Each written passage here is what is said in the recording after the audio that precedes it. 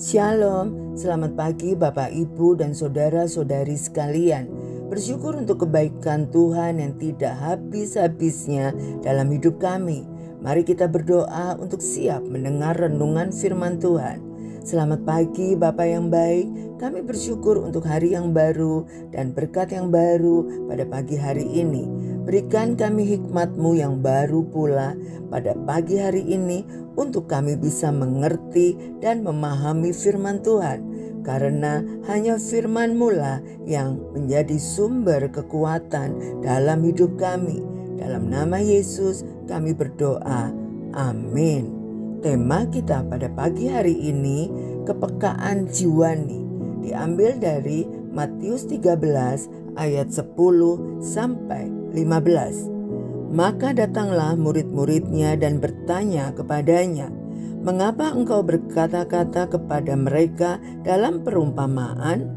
Jawab Yesus, "Kepadamu diberi karunia untuk mengetahui rahasia kerajaan surga, tetapi kepada mereka tidak. Karena siapa yang mempunyai, kepadanya akan diberi, sehingga ia berkelimpahan. Tetapi siapa yang tidak mempunyai, apapun juga yang ada padanya akan diambil daripadanya. Itulah sebabnya aku berkata-kata dalam perumpamaan kepada mereka, karena sekalipun melihat, mereka tidak melihat, dan sekalipun mendengar, mereka tidak mendengar dan tidak mengerti. Maka pada mereka genaplah nubuat Yesaya yang berbunyi, kamu akan mendengar dan mendengar, namun tidak mengerti. Kamu akan melihat dan melihat, namun tidak menanggap. Sebab hati bangsa ini telah menebal, dan telinganya berat mendengar, dan matanya melekat tertutup, supaya jangan mereka melihat dengan matanya dan mendengar dengan telinganya dan mengerti dengan hatinya, lalu berbalik sehingga aku menyembuhkan mereka.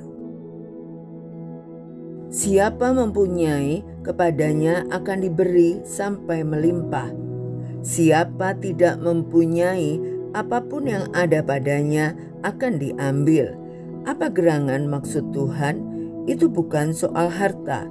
Tuhan berfirman tentang kepekaan jiwani yang memampukan orang merasakan kehadiran Tuhan dalam situasi yang dihadapi, yang menolong orang menangkap maksud Tuhan dan memberi respon yang sesuai.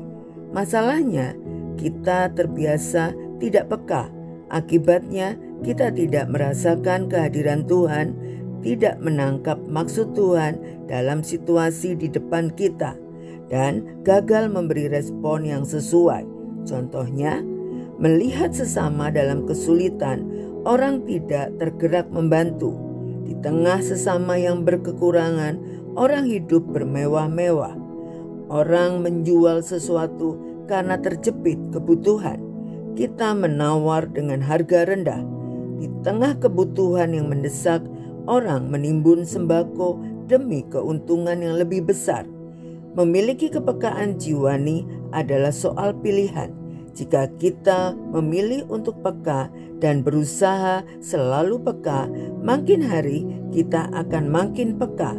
Jika kita memilih untuk tidak peka, dengan mengaktifkan tiap sinyal yang menyentuh hati kita, kita akan makin tumpul dan akhirnya sama sekali tumpul.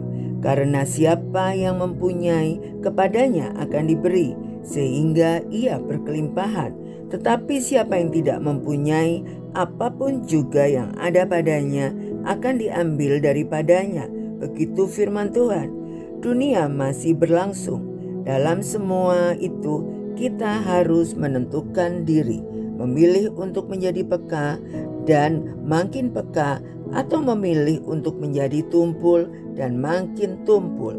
Jika kita selalu memilih untuk tidak peka, kita akan sepenuhnya tumpul. Mari kita berdoa. Terima kasih Bapa yang baik untuk kebenaran firman-Mu pada pagi hari ini. Kami bersyukur Engkau selalu memberitahu kami, mengingatkan kami, menegur kami. Dan Tuhan, kami memohon berikan kami kepekaan untuk mendengar isi hati-Mu, untuk mengerti kehendak-Mu, dan kami mau meresponi dengan benar. Kami mau melatih kepekaan jiwani kami untuk meresponi setiap kehendak Tuhan dalam hidup kami, dalam setiap langkah perjalanan hidup kami, untuk kami bisa bertindak dengan benar dan menyenangkan hati-Mu. Kami bersyukur untuk anugerah-Mu. Dalam nama Tuhan Yesus kami berdoa. Haleluya. Amin. Selamat beraktivitas. Tuhan Yesus memberkati.